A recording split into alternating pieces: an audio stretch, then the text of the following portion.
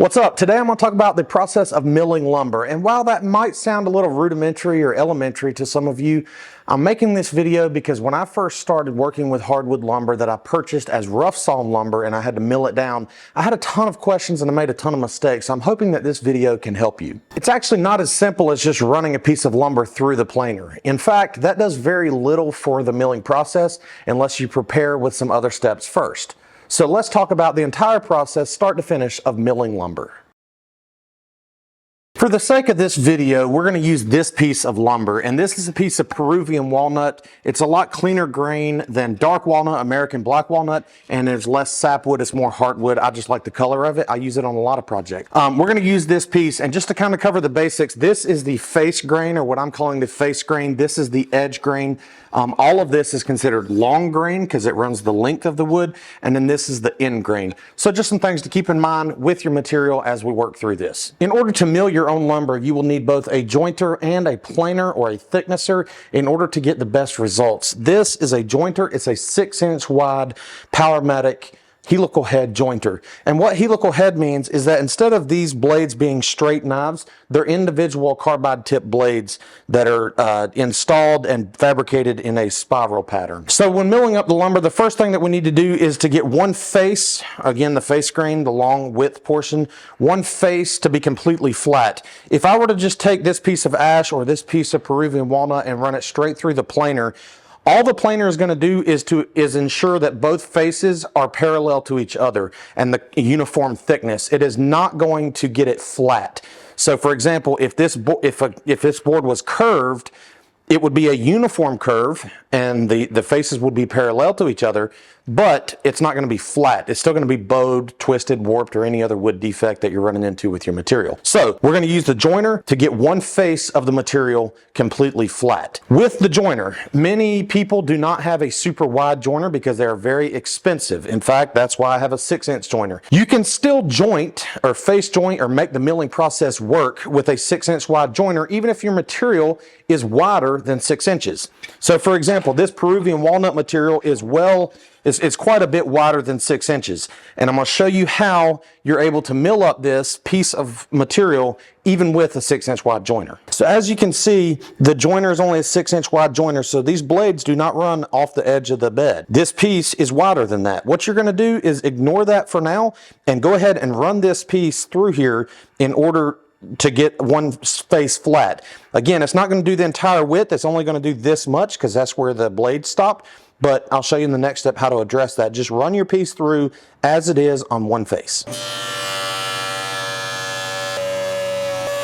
Okay, now that our piece has been face jointed, at least as far as the width of the joiner will allow, you can see there's a distinct line in here where this piece was not jointed. So that piece actually has a little bit of a lip on it because it jointed this area but not this area. That's fine. What you're going to do now is find a piece of something that is dead flat. I usually use MDF because I know it's flat and stable. And then we're going to double side tape stick this on here. It doesn't have to be lined up as long as it's flat to the piece on the portion that we were able to face joint.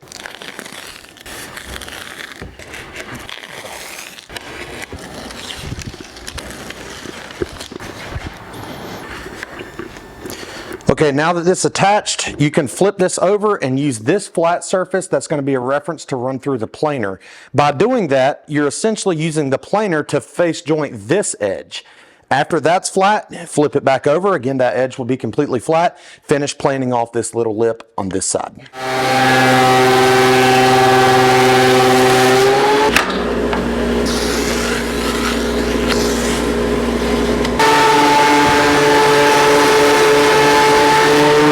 Okay, so now we know that our piece is perfectly flat on one side and this side is parallel to that side, which means both of these sides are perfectly flat. What we need to worry about now is getting these edges perfectly flat and a perfectly 90 degrees on the edge to the faces. And so what we're going to do now is take it back to the joiner. You want to do that full process first because these need to be flat so that they can reference against the fence on your joiner which will be 90 degrees to the edge. So we're going to get back on the joiner and do the edge jointing on one side. And by the way, if your piece is not wider than the width of your joiner capacity, that's even better. If your joiner is 6 inches and your piece is only 3 inches, just joint one side on the face grain, get it face jointed to be flat, and then go straight to the planer. You don't need to do the MDF material with the double-sided tape and that method. That's just if you have a piece that you're trying to joint that is larger than the width of your joiner. Woodshop hack. So before you begin jointing, you really do need to make sure that your fence is set up correctly and that this is a perfect 90-degree angle to the bed. Most joiners have several adjustments on here for moving this fence in and out, as well as tilting it to ensure that this is a perfect 90. But this being set up correctly and being a perfectly square 90-degree angle to the bed is imperative for making the milling process go correctly and smoothly. Once it is set up, we're going to use this piece to reference against the flat surface of the fence, kind of just let it float down to the bed and on the blades, and then skim the bottom to ensure that that bottom edge is flat and square to the faces.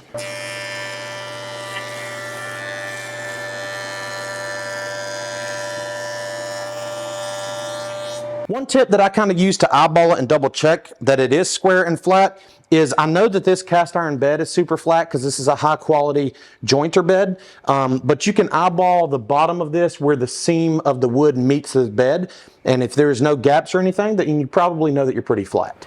The last step in this process is to create the other edge milled and to make sure it's flat. So we know that this face is flat, this face is flat, and this edge is flat and square and correct. Now we just need to get this face, and I normally do that just at the table saw.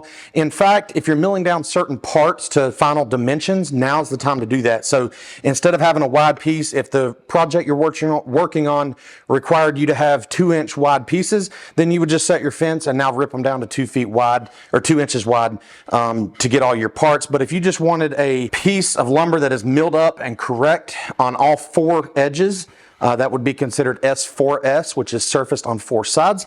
Then you could just set this in your fence to where it just barely is going to skim off the excess, run it through the blade, and now you're going to be correct on both faces and both edges, and then you would just turn it and square up the ends on your miter saw or a table saw sled or something like that. So there is one final option with milling material without going through the whole process I just mentioned, and that is called skip planing.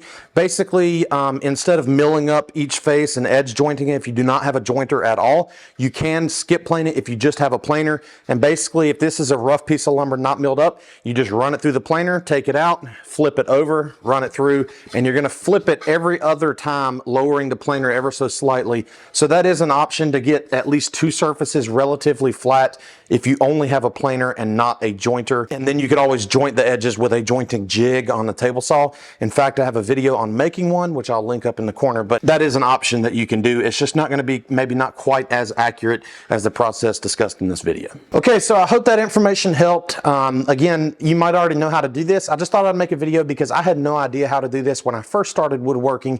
So I made the video with the intent of helping others learn how to mill lumber properly.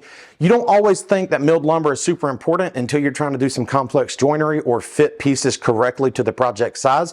And then you realize just how important it really is, and you'll figure that out very quick. So hope this video was helpful. Thank you for watching. Take care.